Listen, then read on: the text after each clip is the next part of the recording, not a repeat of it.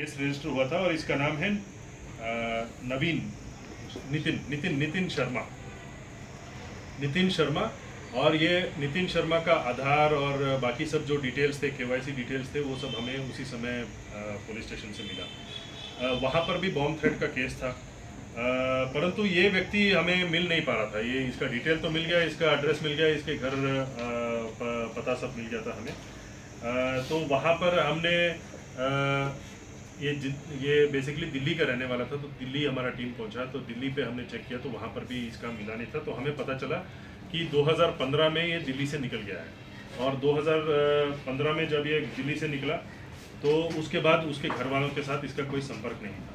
तो उसके बाद हमें आगे बढ़ते गए हम, तो फिर हमें मालूम पड़ा कि ये बेसिकली ये जो मोबाइल फ़ोन है इसका इस्तेमाल कई बार ये करते हैं, और ये मोबाइल फ़ोन ये व्यक्ति करता था, और ये मोबाइल फ़ोन अन्य लोगों के जो आईपीज़ हैं उसके थ्रू ये लॉगिन करके बहुत सारे ऐसे मेल भेजता था। तो ये हमें साइबर के माध्यम से हमें ये पता चला। तो बेसिकली ये जो हमने वर्कआउट किया, तो हमने जहाँ से इसने ईमेल सबसे पहले भेजा था, ये जो किसी व्यक्ति का पर्सनल हॉटस्पॉट इस्तेमाल करके भेजा था, उस व्यक्ति को हमने संपर्क किया। जैसे हम मान लीजिए इस कमरे में बैठे हैं 10-15 लोग, तो हमने अपना पर्सनल हॉटस्पॉट ऑन कर लिया, तो किसी व्यक्ति ने उसमें लॉगिन करके वो पर्सनल हॉटस्पॉट यूज़ करके वो ईमेल भेज देता है। तो इसका बेसिकली मोडस यही था। तो उस पर्टिकुलर व्यक्ति से हमने संपर्क किया, तो हमें पता चला कि इसके मोबाइल से इस पर्टिकुलर आदमी ने लॉगिन किया है, और ऐसे ही 3-4 लोगों से हमने संपर्क किया। तो हमें मालूम पड़ा कि एक पर्टिकुलर बार एंड रेस्टोरेंट में बार बार जाता था, बोलता था कि मैं आर्मी का एक जवान हूँ, सोल्जर हूँ, और वो आर्मी का सोल्जर होने के नाते वहाँ का हॉटस्पॉट और वाईफाई यूज़ करके उसी समय वो ईमेल डाल देता था। तो ऐसे इसने कई जगह पे ईमेल डाला है, पुदुचेरी में डाला है, केरला में 5-6 जगह पे डाला है 2017 से शुरू होते हुए, और तमिलनाडु में बहुत सारे, कोयम्बतूर में भेजा है, और अन्य जगहों पे भेजा है, कर्नाटका में भेजा है इसने। और तो ये सब हमें पता लगने के बाद हमारी टीम वापस आ गई, क्योंकि ये जो अक्यूज़ था उसका अभी तक हमें पता नहीं लग रहा था। तो 2-3 महीने के बाद हमें जब हुबली से एक इन्फॉर्मेशन मिला कि ये जो पर्टिकुलर व्यक्ति है वहाँ का बार एंड रेस्टोरेंट में बैठा हुआ है, तो हमने इमीडिएटली वहाँ के पुलिस से संपर्क किया और इस व्यक्ति को डिटेन करने बोला। तो ये डिटेन होने के बाद वहाँ के जो स्टेट पुलिस, मैसूर पुलिस में जहाँ इसके खिलाफ एफआईआर था, उन्होंने इसको फिर अरेस्ट किया, और वहाँ का ये इन्होंने एनालिसिस किया, और ये जो फ़ोन का डिटेल्स है उन्होंने वहाँ पर एनालिसिस किया हुआ है, और उसके बाद हमें ये कस्टडी मिला है। तो हमने ये जो व्यक्ति है हमने इसको लाया।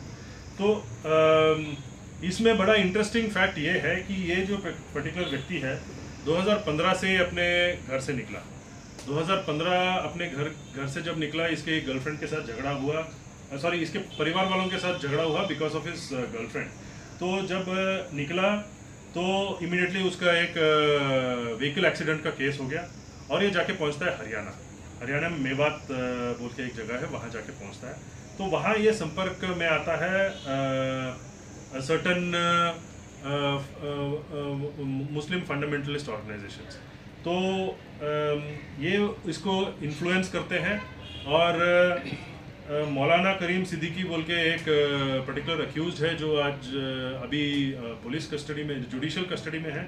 तो उनके जो विचारधारा है उससे वो ये बड़ा प्रभावित होता है, इन्फ्लुएंस्ड होता है, और इसका ये हिंदू पंडित है, और ये कन्वर्ट होता है मुस्लिम रिलीजन में, और इसका नाम रखा जाता है खालिद।